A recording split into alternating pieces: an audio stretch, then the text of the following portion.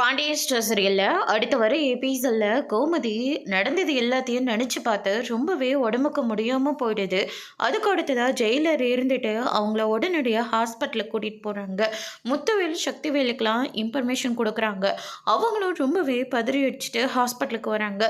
கோமதி என்னச்சுமா உனக்கு அப்படின்னு சொல்லிட்டு கேட்கவும், அண்ணன் என்னால் முடியலன்னு அப்படின்ற மாதிரி சொல்லிடுறாங்க.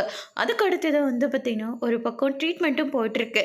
இன்னொரு பக்கம் நம்ம பாண்டியன் இருந்துட்டு கோமதிக்கு ஏதோ தப்பாக நடக்கிற மாதிரி என் உள் மனசு சொல்லிக்கிட்டே இருக்கு. கோமதிக்கு அப்படி என்னதான் நடக்கும், அவன் நல்லா இருக்காளா, இது எப்படியாவது நம்ம தெரிஞ்சுக்கணுமே அப்படின்னு சொல்லிட்டு யாராச்சும் இருக்காங்களான்னு சொல்லிட்டு நம்ம பாண்டியன் பார்த்துக்கிட்டே இருக்காங்க. அதுக்கு அடுத்ததாக ஜெயிலரை ஒருத்தர் வராரு. சார், நான் என் மனைவியை பார்க்கணும், அவள் எப்படி இருக்கான்னு நான் தெரிஞ்சுக்கணும் அப்படின்னு சொல்லிட்டு கேட்குறாங்க. கோமதி தானே, அவங்களுக்கு உடம்பு முடியாமல் போய் ஹாஸ்பிட்டலில் அட்மிட் பண்ணியிருக்கோம் அப்படின்ற மாதிரி சொல்லிடுறாங்க. இதை கேட்டோன்னே பாண்டியன் பயங்கரமாக ஷாக் ஆகுறாங்க.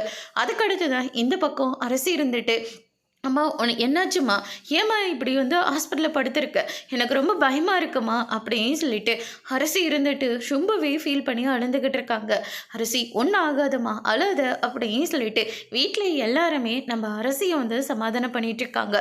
மீனா இருந்துட்டு இதுக்கு எல்லாத்துக்குமே காரணம் அந்த தங்கமயிலோட குடும்பம் தான், அவங்கள நான் சும்மாவே விட மாட்டேன், அத்தை எப்பேற்பட்டவங்க, அவங்களுக்கு போய் இப்படி ஒரு நிலைமை ஆயிடுச்சு, அத்தைக்கு மட்டும் ஏதாவது ஒன்று ஆகட்டும், அதுக்கப்புறம் அவங்கள நான் சும்மாவே விட மாட்டேன்னு சொல்லிட்டு மீனா ஒரு பக்கம் ரொம்பவே கோவத்தில் இருக்காங்க. அதோட முடிச்சிருக்காங்க.